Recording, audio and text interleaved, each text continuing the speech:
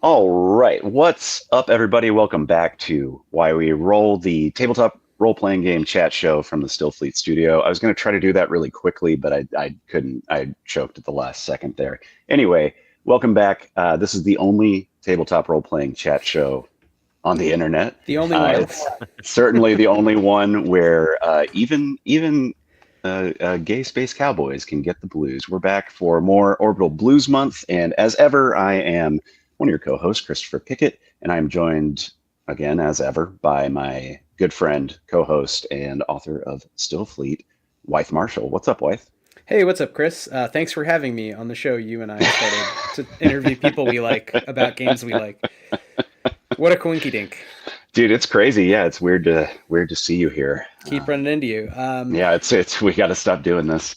I'm very But excited today, though. yeah, Yeah. yeah, I was gonna say. I mean, we have a third person in the room. It's not just you and I bumping into each other. It's an entire Spider-Man meme full of people with glasses and facial hair today. And Oops. yeah, today we're chatting with Adam Good of Stations, or Adam Station, one of two stations of the Stations crew. Um, we're going to be talking a little bit about Orbital Blues Month, which you're contributing to, of course, but also just your own work and what y'all are up to over at Stations. How's it going, Adam? Pretty good, pretty good. Thanks for having me on. We've been chatting about this off and on for a while, so it's Yeah, awesome to finally join up with you guys and meet virtually, digitally over the webs and tubes and it's zeros and the ones and all the things. yeah, it's the good part that the internet was made for. We're making it happen right Yeah, here for yeah. everyone to listen to, Yeah. I guess. Thanks so much, Adam, for making time. We really appreciate you. And I do have two of your books right here because I Oh actually yeah. do use them in GMing, which is rare. I don't even use my own books that much in GMing, but I do use Infinity of Ships quite a lot now. It's just very useful if you run a lot of sci-fi games, which I mostly do. And we're here to talk about various things, one of which is Orbital Blues, which is a sci fi game that you're now writing for, having written for essentially Mothership and, system agnostic stuff. Hmm. So, that's one topic, but I'm excited to talk about, science fiction and your approach to book design because these are, I will say, you have other products, but I love these two hardbacks in particular. They're small hardbacks. So, podcast listener, imagine a charming hardback book full Well, of can you shout out the system titles of agnostic those rules. as well? Yeah. I mean, we'll get into them, but I'm speaking specifically about Infinity of Ships and I Don't Belong Here. And I know recently, Adam, we were chatting before we got going that you've had a number of projects. So I want to hear about Fistful of Stars, the Mothership Month.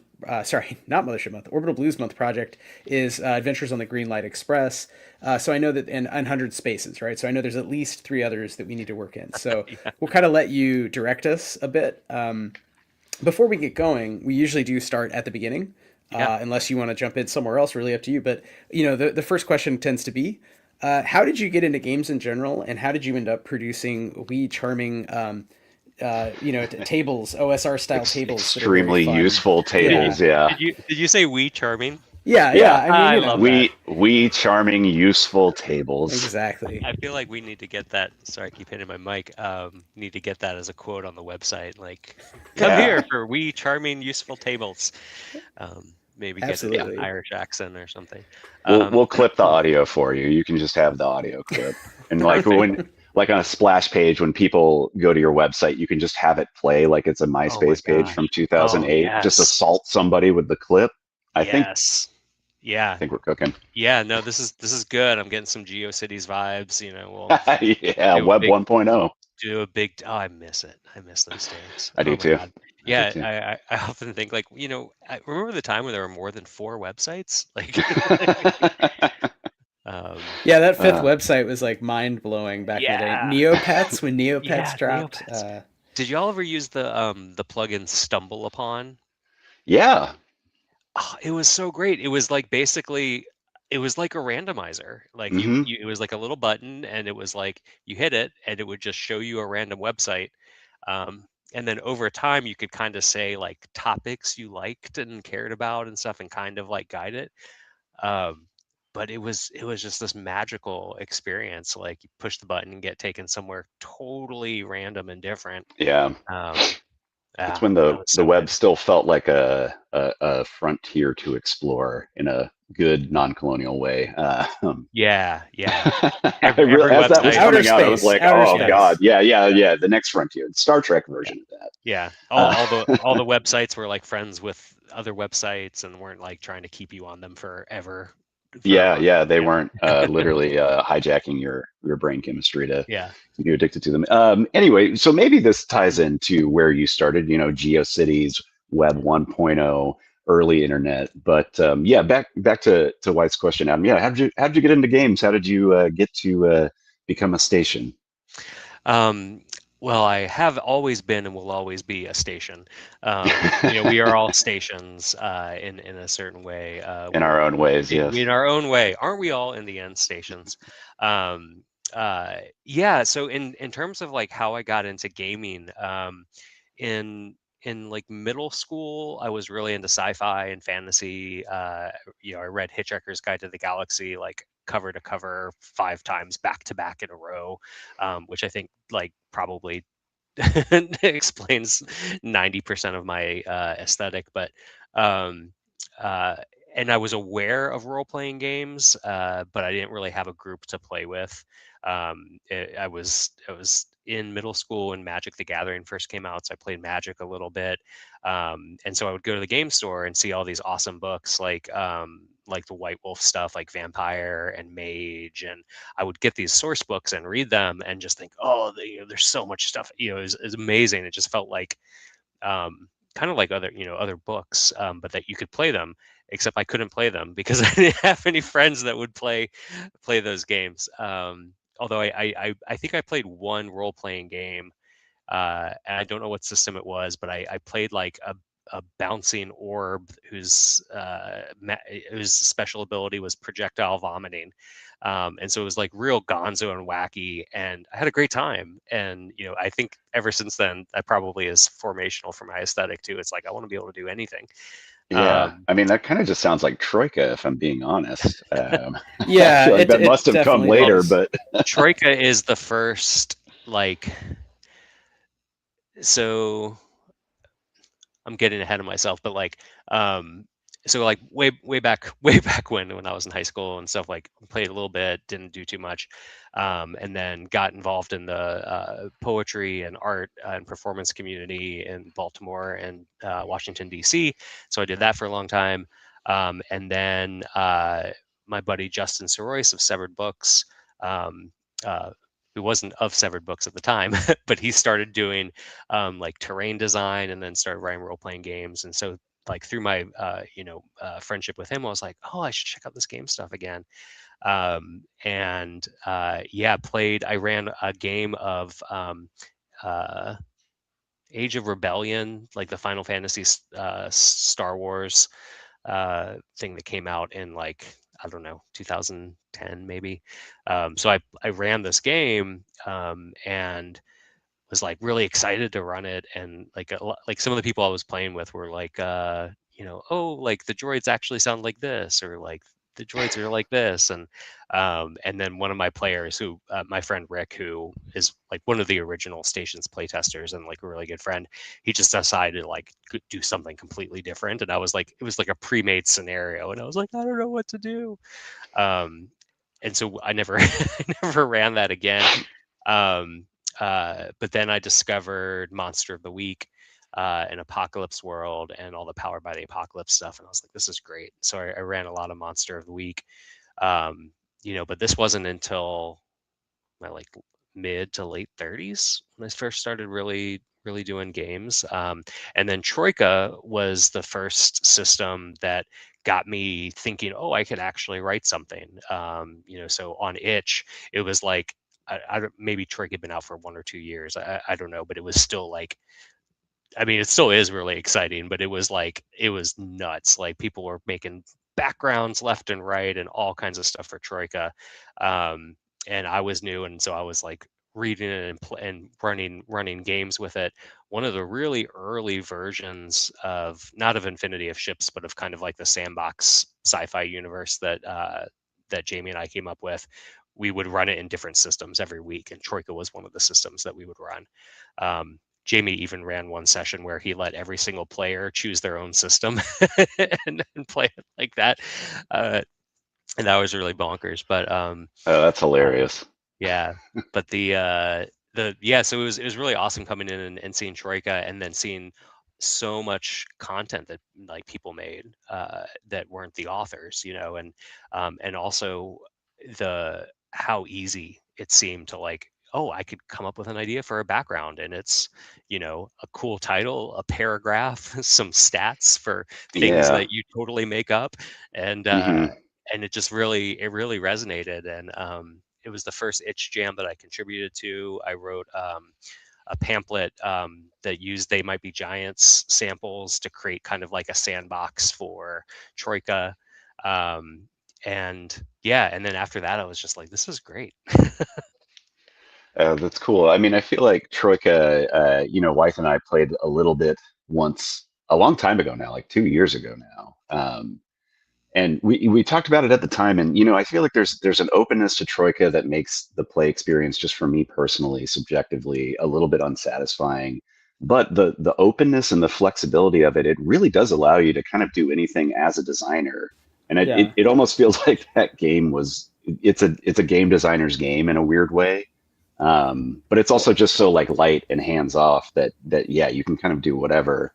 So I also yeah, feel like there's this energy with those games of inviting people, which is really positive, regardless yeah, of yeah, whether I yeah. even play the game. I played Trigger before that as well, and it's not my game mechanically or like setting wise in the book, but there's a lot you can do with it. To your point, like I really like Acid Death Fantasy, which is a Troika supplement. So good. That's Yeah, so Acid Death So cool. Fantasy is good. sick. Yeah. And I think there are a lot of games like that where I can see, even though I don't tend to do this myself because I've been really focused in like expanding my own little world of interrelated mechanics and ideas, but I like the idea that there are systems and communities like Mothership, Troik have these really positive communities where people come in, they do their own thing, they expand it. Love, like for example, we had Roderick Maxino on talking about Archiver and taking Mothership and kind of hacking it to do something different with like what game are you playing? So now let's Mhm. make it about Yeah. art production, right? And Yeah. like let's Yeah. make rules for that. So I think it's cool that these games inspire people. Like I was really inspired by Apocalypse World and some other apocalypse powered by the apocalypse games. So I think there are these through lines where you find that designers try something out and say, "Oh wow, it clicks! Like it's not D&D. I can do whatever I want. Yeah. Let me Yeah, Yeah. dive in." yeah. So and I know music is a theme we'll come back to. So just underline that you mentioned They Might Be Giants, and again this other book here, I Don't Belong Here, is like a Radiohead themed liminal horror. I think Gazette, like So Gazetteer. It's so it's good. so It's so smart. well written. It's so smart, man. Yeah. Yeah, I love it. So I'm excited to sort of get into some of these. To follow up on the sort of how did you get into games? Like how did you, or what was something where you decided you would design a game, and maybe you can tell us about Jamie, and shout out to Jamie who's awesome, Jamie Station.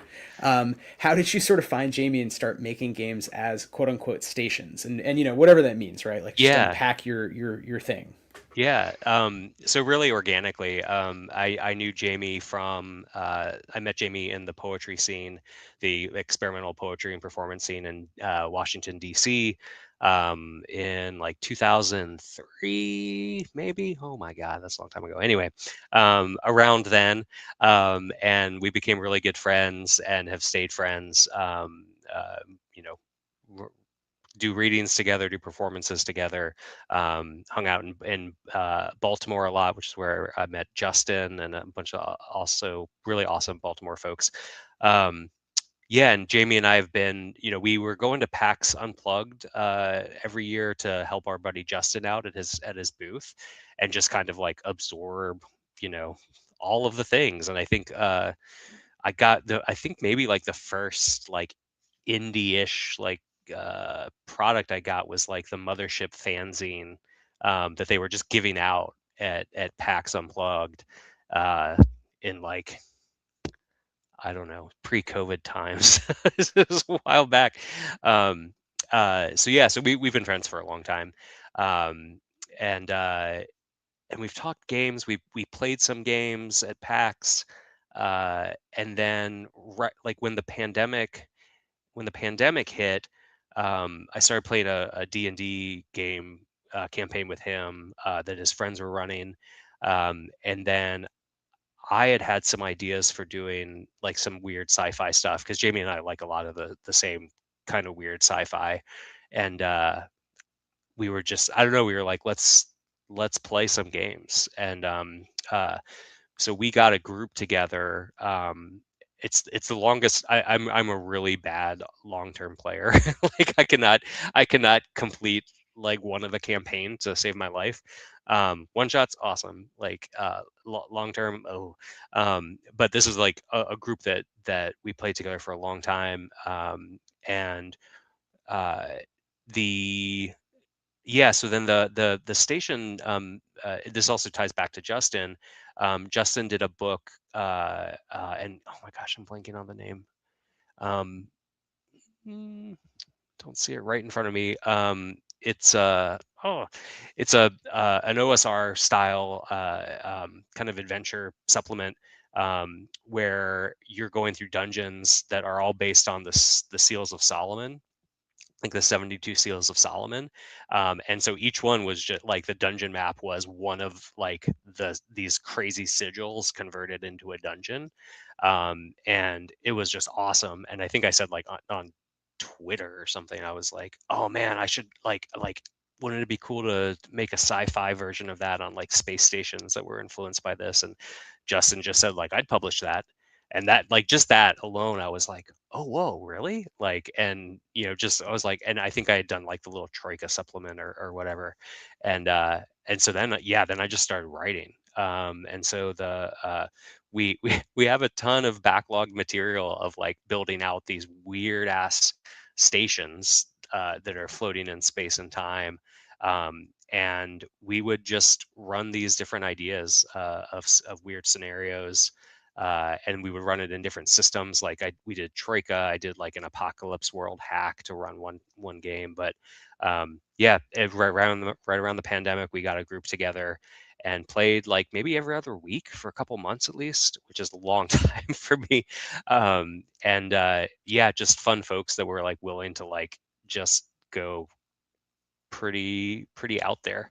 And yeah, so that's kind of how that started. And then we, for a long time, we were thinking, oh, we want to do stations. Oh, we have to do it for Mothership because Mothership is the big system. And but we were like, well, it doesn't really feel like Mothership. Like it doesn't have that vibe. Like one of the stations I wrote, like you show up on this ship and it's like all organic material, and like everything sharp that the PCs have on them have vanished from their bodies.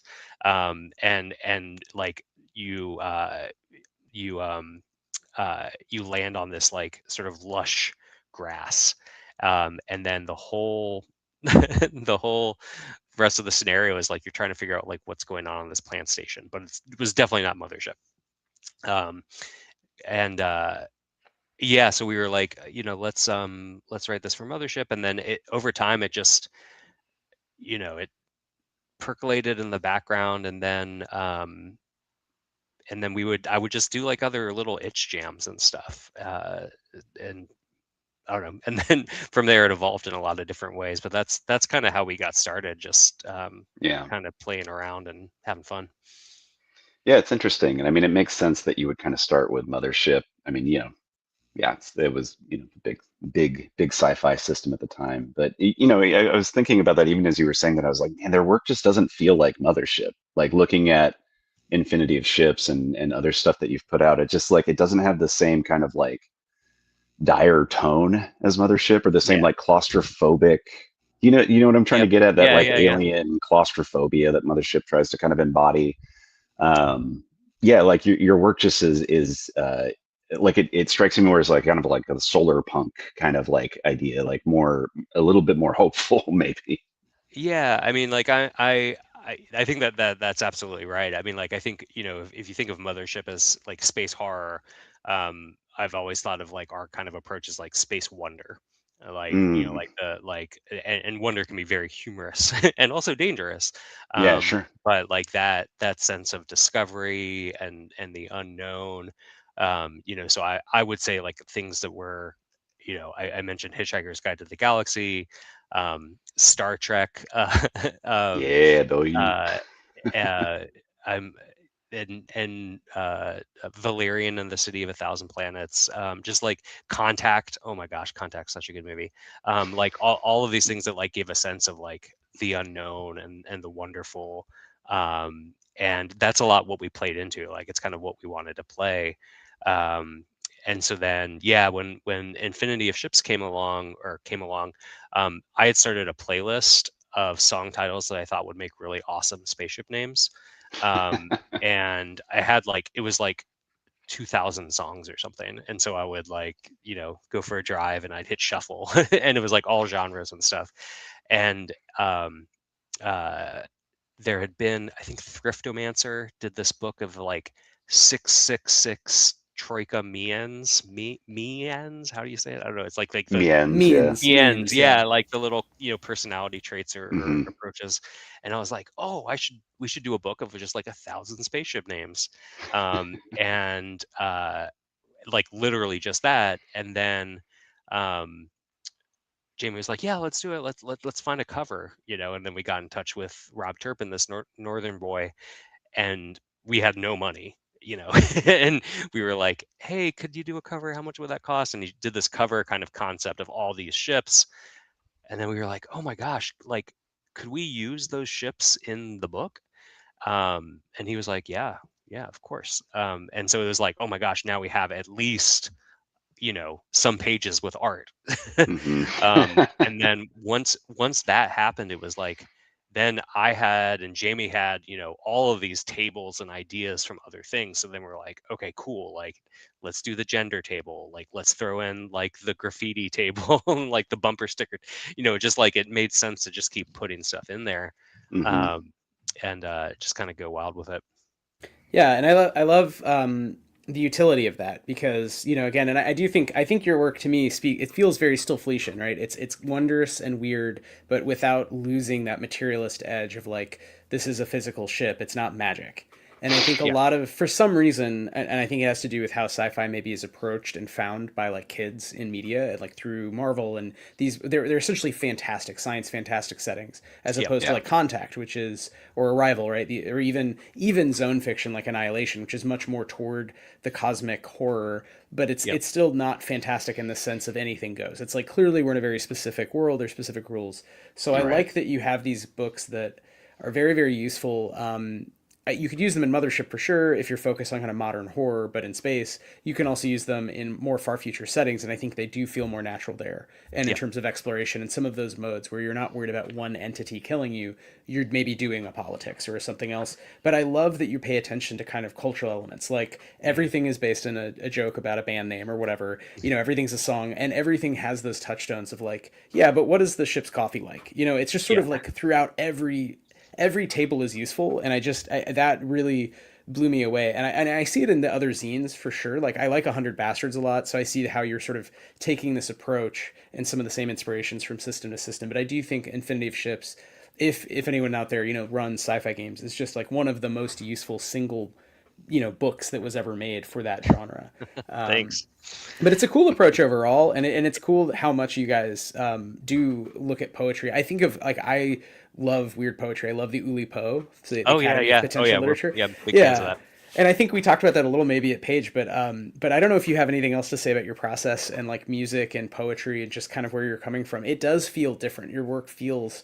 We've said this a little also about Roderick's work. Like it's coming from a different Mm. tradition of art making as Yeah. opposed to like OD&D dungeon writing, which is totally cool. Like I like Justin's work a lot too, and his work is I think some of the best for like point crawl, dungeon crawl. Josh Demansky as well. That feels like old school. It's a dungeon just done better, right? Yeah. But you guys are doing this other whole thing. So I don't know if a question about Yeah. music makes sense here, but I am curious as a segue maybe to some of your other projects beyond Infinity of Ships. Yeah. How have you brought music in and poetry in? I'm thinking even the one about flowers. They're all puns, about Oh. vegetables and stuff. Oh So yeah. Oh you have a yeah. lot. You have a lot of weird zines, and Yeah. With it, they're all yeah, poetic. Yeah. 100 edible spells. Yeah, 100 edible spells. Yeah. That's Um, fantastic. um, yeah, yeah. I mean, I think like a lot to unpack there. So like the with I really liked what you said about with like Infinity of Ships like tying into all these elements of culture. because I think those are the pieces that have always interested me the most. Like you see, like in sci-fi books or movies or something where there's just like some little thing that someone says or something that they wear or some sound that they make that just like hints at this entire culture that like they don't even go into, right? It's like the little sparks of world building, right? That I love so much. And I think when I would start putting material together for games, like I never wanted to make like a weapons table. And like that was one of the things that I struggled with when I was like starting, becoming a designer and starting to write. I was like, oh well, if I'm making a sci-fi game, I have to make a weapons table, but like what's it going to be? Like laser, like the kind of standard things. And I was like, I don't, and I kept like trying to make myself do that. And then I was like, no, I'm just not going to. And then the game system that I'm working on off and on really has leaned into that, where I've like one of the things that I get hung up on when I think about designing a game is money, because I hate money. I hate money in games. Like I hate it just across the board. And I kept like being like, well, like if I write a system, it has to have some currency. But then I was like, oh no, it doesn't. Like if I could just say like there's no currency. Um, uh, so a lot of like the game, like becoming a game designer is like figuring out what you want to do, but importantly like what you don't want to do, and being like, yeah, maybe Yeah, not do that. totally. And just a small aside, I think that was a big aha moment for me also with Stillfleet was early on deciding that, for example, even though I love cats in IRL, we parent many cats, there Yeah. would just be no cats. It would just not come up ever once canonically Nice. because it would be distracting. And Yeah. I just started making a list of like, yes, this, not this, and almost like put more like OULIPO and like Olympian, just like arbitrary decisions about colors, about certain words that would be used, wouldn't be used from science. So I do think just as like a how to, that's a really good way to do sci-fi is just give Mhm. yourself some of those arbitrary, like we always use this word, not this word, we never say this, because it takes away from the world I'm building. And like, yeah, why do currency? I wish in retrospect I hadn't done that either. So another pro tip, you don't need it, get it out it of was there. it was partly just from like my experience playing Dungeons and Dragons when I was older, and be like, we got back from the adventure, let's go to town. And then like it would be like an hour of people like trying to like find a thing, and I'm like, Yeah, if I it wanted to go sucks. shopping, I would go fucking shopping, like I'd go actually get a thing. I'd get some new music, or I'd get some welding gear. I don't know. Like I'd actually go buy something. I don't want to play a game where I'm buying shit. Um, anyway. um, yeah, and then like the music stuff has been like the kind of artistic and poetic strains that I've played with have a lot to do with sampling and remixing, and just taking ideas and mashing them up together and seeing what happens. And I was doing that a lot with my poetry. I was doing that a lot with my art and performance and installations and stuff. And so when I saw random tables, I was like, oh yeah, it just made so much sense. Um, and so I just have a Sign billion. me up. Yeah, I have a billion tables floating around, and like I kind of see in spreadsheets now. I'm like, okay, here's a thing and here's a thing. And Mm, um to talk a little bit about I Don't Belong Here, which is the Radiohead um inspired, we call it like a spark book for modern horror. That started when I was like, you know what, I'm gonna make a list of 100 Radiohead fragments from songs, and like that's it. You roll D100 a couple times, and like then you should have enough, right? Because everything, and there's so much there that's just like dark and weird. yeah. um And if and everything's in the right place, dot yeah, dot. yeah, yes, and yeah. Yeah. um and yeah, and then I connected with Strega, and was like, hey, do you like Radiohead? And they were like, yeah. And I would write an idea for a table and like send it over. I think we worked on that for like over a year and a half. Just like I'd hear like a song fragment, and then I'd just be like, okay, like let's build that out a little bit. And then that was another project where I was like playing with the idea of system versus non, or versus system neutral, because as we were getting more of these spark spreads, it was like, oh, I want to write spells, like I want some of these to be objects. I was like, like not super involved, but in the Liminal Horror server, and so I was like, why don't we do like half the book is like written, adapted for Liminal Horror, so that if people want to play it in that system, like great, like this is a resource for them. And that's when I got in touch with Alan Hall to see if he would do the Liminal Horror, the solo adventure that he wrote, and basically taking a lot of the, like I think that all the spells, like I just sort of like, and then he would like fine tune them and make sure Sure. they were Liminal Horror ish. But yeah, I mean, like my favorite thing is like just seeing how combinations come together on the fly. Hmm. I almost always use a lot of random tables when I'm running games, um, and just sort of seeing what happens. Yeah, yeah. I mean, it's a fun way to run things. I mean, less prep for one thing, but then also just yeah, like it's also a surprise. You get to be a player at the table as well, which is Yeah. always fun. I am curious about your process for I Don't Belong Here. Did you have like a particular like genre of horror or thing that you were looking for in mind? Like, how did you tease out horror elements, agnostic or specifically for liminal horror from the Radiohead songs and lyrics? I mean, they are spoopy. We all know this to be true, but like I feel like there's more there that you've kind of pulled out of it. Yeah. Yeah. I mean, there's been a Radiohead fan for a long time. Kid A came out when I was a freshman, after my freshman year of Mm, college, and I was listening to it really heavily when 9/11 happened, and I lived in DC at the time, and I went to school in DC, and so had like you know all of us fleeing our dorm buildings, and just a bad experience. And for a long time, all I could listen to was Idiotech by Radiohead, because it was like dark and really pessimistic lyrics, but like beautiful and like danceable, and like I would just thrash around my room like dancing, and it's kind of how I coped for a long time. um and uh and then yeah, periodically I would just come back and listen to it, and once at some point, like my head just really turned into like a table generating machine. Like I'd hear something and be like, ooh, zip, like that goes here, that goes here, that goes here. And it was like some time when I was like listening to Radiohead, and I like was like, oh, like Ice Age Coming, Knives Out, like just some of the titles, some of the lyrics, they were all so like rich and really um really like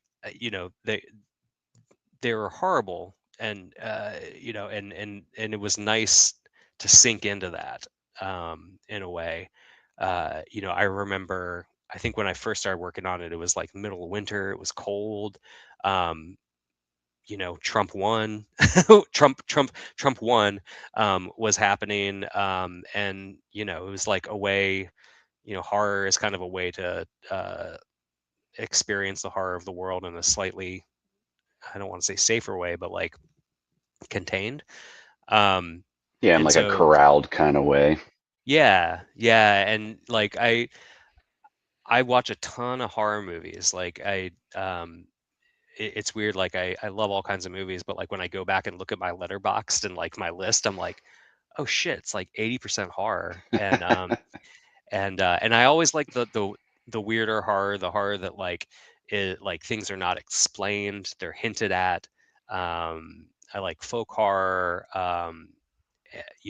And a lot of times it's just when you don't know what's actually going on. Like that's Hmm. why I think a lot of the Japanese and Korean horror movies like can be so good, because it's kind of like, wait, what? It's not like oh, there's a guy with knives for fingers and he's gonna kill you. It's more existential. Um, and yeah, and so it wasn't like that I was like looking for a particular genre or anything. It was more just like, again, like it was like 100 D100, like I'm just gonna do that. And then when I connected with Strega about it, I would start to send them like table, and again, like I don't like writing a lot. Like I like writing short little bits. Hmm. And so like these D666 tables were like such a tight space that I could just like just sort of do it, send it over to Strega, and then a couple weeks later, a month or two later, like I just sent them a bunch, and then they would get inspired by one and illustrate it. Or they'd send me an illustration and be like, hey, does this seem like it would meet up, match up with anything? And I'd think about it and go, oh yeah, like let me pull this idea here and there. um, and so yeah, it was really fun. And so like, and then getting to see Strega's art coming together and then just sitting with that, was really awesome. Yeah, Yeah, and that's and cool. Strega's art probably people have seen if you're into at all OSR and NSR TTRPG design. You've probably seen it whether you know it or not. There's a lot of black, white, and red, and it's very like I think it works well with Radiohead, right? It's of that same Oh mood yeah. and Oh intensity. yeah. Feels a little like sort of metal street art. There's a sort of vaguely sometimes horrific or erotic hint, but often it's not actually like it's not in the image itself. It's more in the gesture, that tortured expressionistic thing. So really kind of cool. Like even the cover is almost, it looks like a wheat paste up, of like a little girl with rats on Hmm. her head, and it Yeah. sort of it's weird. It to me evokes like something sad and weird is happening, but again, it's not like horrific or an SFW, right? Yeah. It's just a cool, moody design choice. So it's cool that you got to work with Strega, and that's a cool process where you're just sending tables and they're making the book sort of in terms of layout and art, and then you can bring in other voices. I do think this is a time to talk about your current project, which features your team, but also someone we've had on the show already a couple of times. You really like Kayla Dice as a writer. Yeah. Oh So you're talking yeah. about writing, collaborating, and how do you sort of set up these books? Maybe you can. So we've said everyone should check out Infinity of Ships and I Don't Belong Here are just two of the book Stations has put out that are really awesome, very useful. Two of many. Now let's turn to A Fistful of Stars, which is the new Orbital Blues Month adventure and setting, which is about kind of trains. So it also feels to me science fantasy in a way that I will say does not feel as Stillfleetian nor Mothershipy at all. This feels Yeah. totally in that Its dead own. center, like Firefly, Cowboy Bebop, like Yeah. why Mm, trains? Because trains are rad. So I like because trains westerns, that's Yeah. Yeah. why. Yes. Yes. because westerns, yeah. Why So space maybe trains? Because space westerns. Yeah. maybe Because you could space tell us westerns, duh. a little about the project overall and your collaborators and how did it come together and what's up with it. Yeah. Yeah. Absolutely. So, uh, for a while, you know, Jamie and I have been wanting to do like books, adventures that were in specific systems, but that had like either were pulling material from Infinity of Ships or adding to the material Infinity of Ships, and like in that same spirit. And the experience that I'd had with Alan doing liminal horror stuff for I Don't Belong Here, like really cemented this idea of like, oh, I can find a really strong creative partner, who knows a system, who's written for it, who's played it a lot, who's like good at it, and that I jive with, and say like, cool, like run at it, like go. And so we've been wanting to do that for a while. And then at PAX Unplugged, Zach from Soul Muppet was like, "Oh, hey, we're doing an Orbital Blues Month. Y'all should think about doing something." And I think we were like juggling. We were trying to think of all these different projects we wanted to do this year, and I was like, we could, but we couldn't write it. Like we don't have time, and I don't think we could do it justice. And I was like, can you send me some folks who we should take a look at? And so he sent me some people's names, and I saw Kayla, and then checked out Kayla stuff, and I was like, oh yeah, this is awesome. And Yeah, so Kayla whips, dude. yeah, She's so cool. yeah, yeah. Oh my gosh, I was so excited. And then the first time we talked, I was like, we had talked over, maybe Discord or email a little bit, and I sent her like all the Infinity of Ships stuff, and was like, it would be like taking this but doing a book, and like we'll bring Rob Turpin back, to do the ships, and we'll bring lone archivists back to do the layout, so it'll feel like an Infinity of Ships book. And I said that and said, like, what do you want to do? And then when I finally met Kayla, they were like, Space Train. And I was like, yeah, like, yes. And you know, a lot of the earlier conversations, and like you talked about like the culture element, part of the thing that I really jived with Kayla around was like we were talking about a lot of the social and political and economic implications of trains and expansionism, and you know, all of the problematic things that come from that, and you know, displaced communities from places where trains run, you know, exploited labor, and so we talked as much about that as we did like cool space train stuff, you know. And so we really jive there. And then you know, what we're trying to do with A Fistful of Stars is make a setting that's like really compelling, but that also feels like, oh, if you wanted to run a space train, like here's a really cool space train, and it's really rich and it has a lot of stuff in it. We're going to have a section on graffiti, like people who will come up and graffiti the space train, Oh, because I love graffiti. But anyway, another time for that. But and well, I gotta say, I mean, I lived in Houston for a long time, and in the Third Ward, there's a big train yard, and every single car is covered in graffiti. So that's like completely, you can't divorce that from trains, in my yeah, opinion. yeah, yeah. I've been sketching out a whole space graffiti book, and so then when the train thing came along, I was like, there's going to be graffiti, right? You know? um uh yeah, but it's come, you know, it's come along really nicely. So Kayla had so many good ideas, and then we just kind of, you know, riffed, and I'll be like, oh, can we add this, can we add this, can we add this? You know, one thing that I'm continuing to explore and I'm really interested in is games that have other types of games inside them. And so we're playing with the idea of having some like mini games in the game, so there'll be like a casino car, and like the players and the player characters can play mini games, like little gambling games or things. And so we really kind of connected about that idea of like multiple types of play experiences. Yeah, I feel Um, like Kayla's a good designer for that, and like yeah, playing around Yeah. with tropes and the levels of, you know, when are we, what is the game we're playing at any point. I feel like they get that. I also love that. That's my biggest regret, Chris, with Unsunken for Danse Macabre, is not being able to develop a unique medieval French dice game that you could play in the game when you're at the casino brothel, the House of Wolves Listen, on the hey, left listen, bank. So listen. that's a There can zine if anyone wants always, sequels, to. expansions, you know. there's I'm putting it always out there. supplements. There's I, always Yes, I'm supplements, Wythe. manifesting We it. can.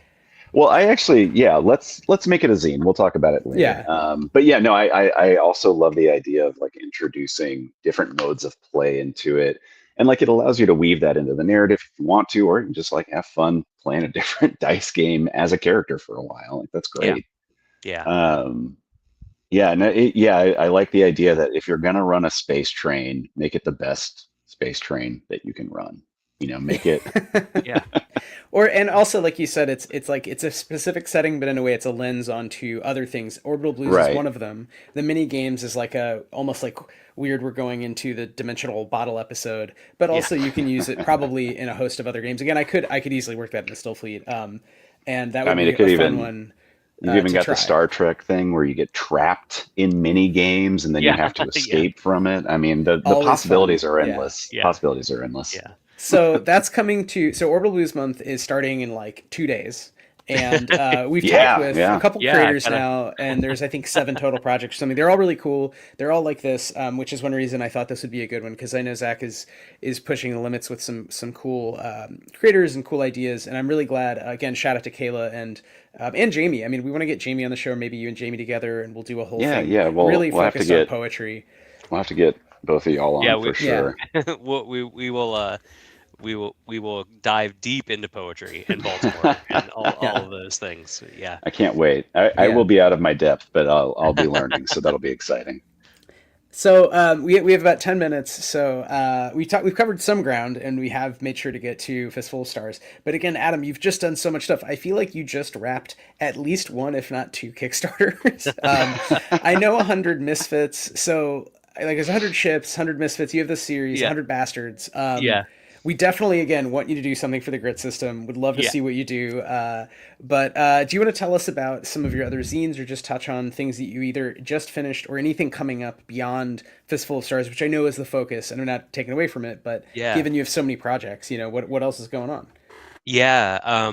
So we did 100 Spaces, which was supposed to launch in January because for Make 100 month on Kickstarter, because that's the first Kickstarter we ever ran, was for Make 100 Bastards.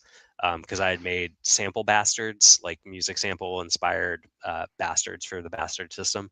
And then Make 100 came along and I was like, I'll do this and I'll charge people $3. Like, I think we made negative money on that project because we were crazy, but it was fun. And so every year when Make 100 comes around, I'm kind of like, oh, what are we gonna do? What are we gonna do? And um, so we were kicking around ideas, and then yeah, so like the idea Make 100 Spaces kind of came, and we really like getting prompts from people. That's what we did with Make 100 Bastards, like give us a song and we'll make a character out of it. And so this was it wasn't music based, but it was like give us 3 words and about some weird space. um, and originally we were gonna like do the art for it ourselves and like kind of like photo bash stuff. But then I remember that like Josh, this really amazing illustrator, Josh White, this concept artist. I had a lot of conversations with him during Infinity of Ships and about potentially working on something. So I reached back out to him and was like, "Hey, do you want to participate in this? Like, can we license some of your stuff? Can we get some new illustrations?" And he was like, "Yes." So we are writing that now. We've gotten a ton of them, like really, really cool prompts from people. And again, it'll be more similar to like the Spark tables and I Don't Belong Here. Like, you get a space that's inspired by, time dilation or something, and like there's just a bunch of like little ideas, that like, the like my sense is like the people will like do it if like they're coming out of warp or like they're coming into some new place and like something weird just needs to be going on, where they go, what the hell? Like laws of physics breaking and things like that. um so that's the one that just my gosh, we ran that in February. um yeah, so that we're working on that. And then yeah, the Fistful of Stars kicks off in a few days. And that, yeah, that's a new process to me because have like the entire book, like Kayla's writing the book, like we're providing input, we're going to probably like write some tables and stuff, but it's very much like go Kayla go. Having Lone do the layout, Lone Archivist do the layout is awesome. But then yeah, like I'm trying to think of, I feel like we have a couple other like big weird projects in mind. Like um I will do a little bit of a tease that we're working on a system that um basically that uses trading card games to do role playing games, like super lightweight, using like Magic the Gathering cards. So like use Magic cards to like deal out a character and then just go crazy. And so that's one where we're like, oh, when we're gonna do that. I've been writing an Aesop Rock RPG, that's like all like samples from Aesop Rock lyrics, um, and have a lot a lot of ideas for that. That's kind of like my dream right now, actually, is if someone could like, if anyone's listening to this and like knows Aesop Rock and is like wants to connect us, like I'm putting a pitch together to take to his team, but it's going to be a while. But if Yeah. anyone knows that and is just like, hey, Yo, here, take some money, take 6 months off and go write this thing. That listeners, We're Yeah. manifesting it. we're Yes, yes, manifesting. exactly. This is the secret. Yeah, Well, Adam, I feel like we talked about this. Like, I'm a huge hip hop head, so we yeah. talked about MF Doom, and that's another collab if you ever want to do. Hell yeah, Hey, oh, you wore the shirt. Did you got do the that just shirt. for Wythe?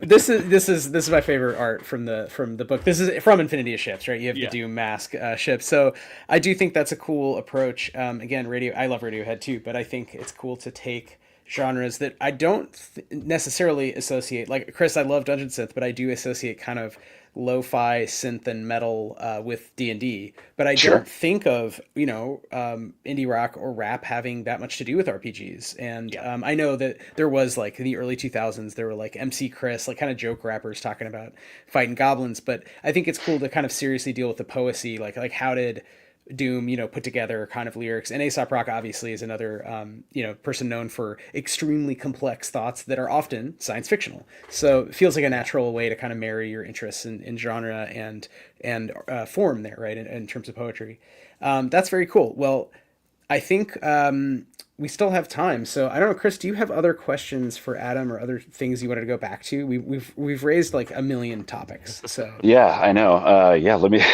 let me look at my notes and ponder. or I should say, Adam, are there other things we have not touched on? So lots to look out for ahead. And if you Well, are I mean, just getting into stations, check out the whole catalog. Pretty easy to find on yeah. Itch, etc. But yeah, Adam, what's up? What else oh, do you want to Well, shout I out? was just gonna make a joke about like, the things that we've touched on are like an infinitesimal slice of all the possible things in the universe. So uh, even though it's a deep conversation in the cosmic sense, it's very small, but very important. Well, Uh, actually, I do have a it's question. Thinking grains of of stuff sand, really. yeah, we were yeah. talking about Yeah. before we got taping, which is business stuff. So, Oh yeah. how have you Oh found the yeah, yeah. business of basically working in that system neutral mode where you're doing essentially useful tables, but there are mechanics. I mean, don't get me wrong. Like the Liminal Horror book has liminal horror spells, etc. But it's fairly light. You could use, like I would use it not with liminal horror. No shade. I would just use my own games and use all these cool ideas. Very easy to translate, especially in the OSR and NSR. Usually the math is not too hard. Yeah. Certainly Infinity of Ships or anything for Mothership, again, I will use in my games. How have you found that approach of like I'm doing stuff that isn't too specific? It's kind of its own thing. I mean, Yeah. it seems like a different business strategy, but maybe at the end of the day, to the consumer, it doesn't. It's like buying anything else. It's just, do I like this cover? But Yeah. Yeah. No, I mean, I think like it was Good something we question. really struggled with at the as Infinity of Ships was starting to get legs, like we were really like, should we make this Mothership? Because like people want things for systems and things for systems sell. And like right now, that point in time, especially like Mothership stuff was selling. Um, and you know, but the more like it just didn't feel like us, right? It felt like forcing it. Um, and also I don't like numbers. Like I don't like money. I don't like numbers. Like I want anything to be whatever. I want anything to be everything, everything everywhere all at once. And so like even like with Infinity of Ships, there's no sizes or speeds. There's no stats on any of the ships, and like those were just like one by one over time. We just removed every possible number from things, like because at some point every ship had like a speed and a size and stuff, and then we were just like, no, like it can be as big as you want it to be or as small as you want it to be, as fast or as slow, or like take it into your system. um yeah, so we went back and forth on that a lot. And it was also like we had like we kind of we got really lucky with the team, and the timing and the support that we had, and working with Rob, who had like a really Rob's work is amazing, and he's really involved in like the sci-fi concept art and illustration community. And so we, you know, I think brought a lot of people in who love spaceships. And I think the most like the most and the best feedback we get are from people who are like, oh, I wanted a system neutral kind of thing with this like potpourri of crazy ideas, like. And so um yeah, that's kind of encouraged us to like really say like, okay, cool, like let's keep doing stuff that feels fun for us. And we won't um um only whether it's from the disco era, the ska era.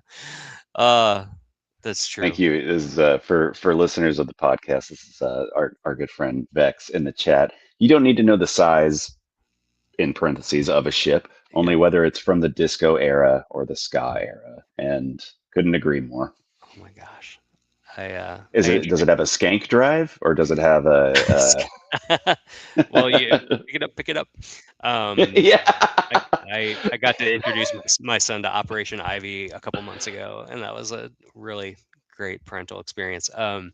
What a treat. Uh, yeah. So I don't know, like people, it's interesting. I'm like really excited to see how Fistful of Stars does going into like a specific system, and and like how many people, new people come and pick us up or find out about us because they like Orbital Blues, and then how many of our people who just like spaceships or like just weird things will come to it.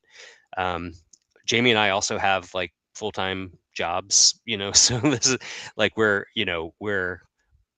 we're figuring out what it means to be a business, like by Mhm. fits and starts and intuition and failure. Like lots of moments where like, oh shit, we had to do that, or but um yeah, That's that's real. I feel cool. like that's a very shared experience between all of us Yeah, artists who are trying to make a business. yeah, Yeah. I mean, and it's interesting because different models have to work. I remember I had a good conversation with Tony Vicinda about that when we were first moving to Philly. Was only do the stuff you actually think is fun in a way. Like we're talking about marketing in this case, but I think it applies to production and even the core creative. Like, what are you making? It actually makes me think of our conversation with Josh last week for Orbital Blues Month about the things Josh said, he likes doing and why certain forms appeal. We were talking about, kind of designing point crawls and like webs of information and that type of design. And I do think that generally as GMs, we do tend to rely on certain tools, and a lot of us who move to design like some of the design more than others. I like the long copy, Adam. I like writing yeah, long descriptive paragraphs, which no one reads anymore, but it's like, okay, that's an art form. yeah, I'll be like yeah, the guy in Japan who teaches cranes to swallow fish, but not swallow them all the way so he can get the fish out. It's like there's only one of those guys left, but it's like he yeah, gets yeah, yeah, paid and he has a good time. So fine, if I yeah, can, yeah, so, but I think it's like partially knowing yourself and just experimenting and saying, okay, what do I want to do, not do? Do I like lists? Do I like innovative mechanics? Do I want to borrow someone else's mechanics because I don't like that part? And I yeah. think it's being fair, just saying you don't have to do it all. You don't have to be on every platform.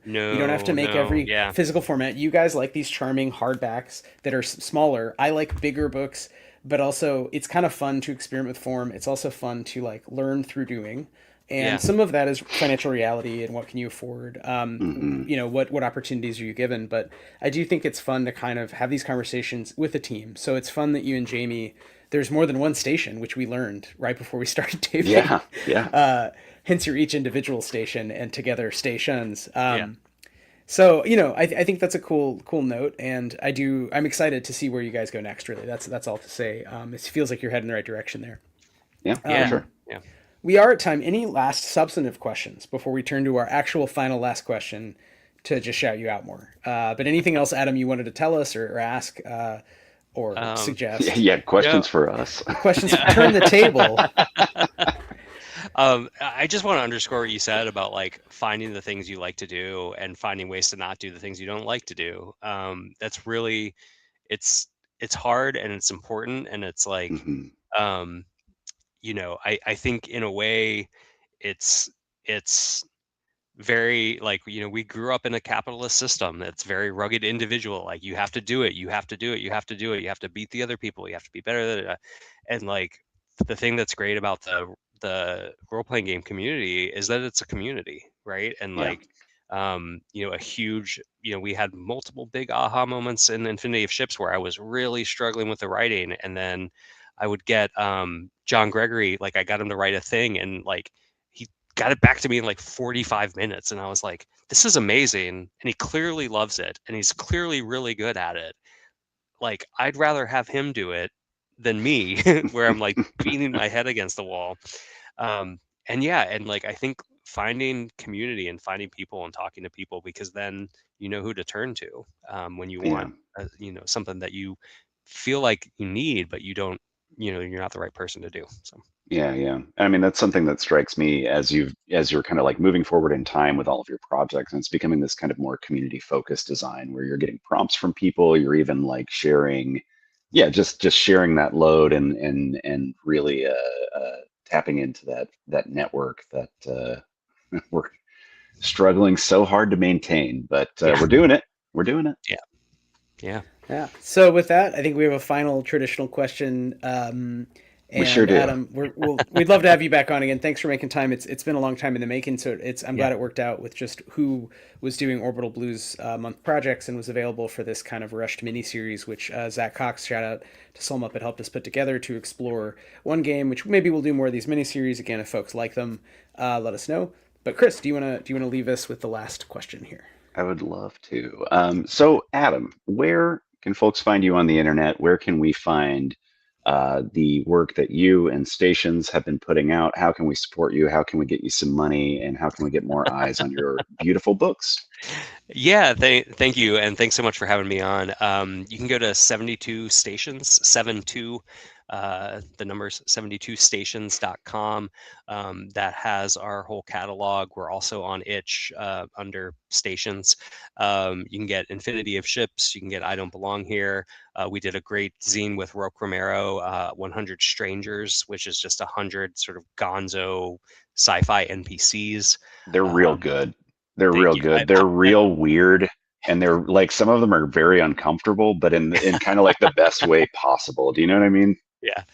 Yeah. I'm a man. Neglected to talk about that earlier. I could go on and on about it, but Well, again, we'll have to have you back. I mean, yeah. there's so much ground to cover. So you can find us there and on itch. We also have stuff through Indie Press Revolution and Studio 2. So if you're a distributor or and want to carry our stuff, you can find it there. I'm on Blue Sky. It depends on the week. At Adam's Station, and on Instagram, and I can't remember what I am on Instagram. Social is so hard these days. Yeah, But it really anyway, is. you But can. no worries. We'll find that. We'll have links for everything in the show notes, of course, as always. So, no pressure to remember any of the various billion handles we have to keep track of. Yeah, and and then we've got Fistful of Stars on BackerKit with Orbital Blues Month, and probably by the time you're hearing this, you'll be running to catch up and jump on the train. That's right. Would love to have you aboard. Choo choo, motherfuckers! You heard it here first. Space trains are a genre, and Adam Good and Kayla Dice and Jamie Station and others are leading that charge into that genre, which, as Chris said, a little bit of solar punk and a little bit of useful across different kinds of sci-fi games. Adam, we'd love to work with you in the future. Hopefully we can make that happen. And until next time, thanks everyone for tuning in. Thanks to anyone who's listening to this a little bit later on the pod. Thanks to Vex, as usual, in the chat with lots of smart thoughts, etc. I think that's about it. Unless anyone has a last thought, I'm going to click the big red button and end this here stream. Click that big red button. Let's get out of here. Click that button. Thanks, Adam. Thanks, Chris. Thanks, Adam. Thanks, everybody, for listening. We'll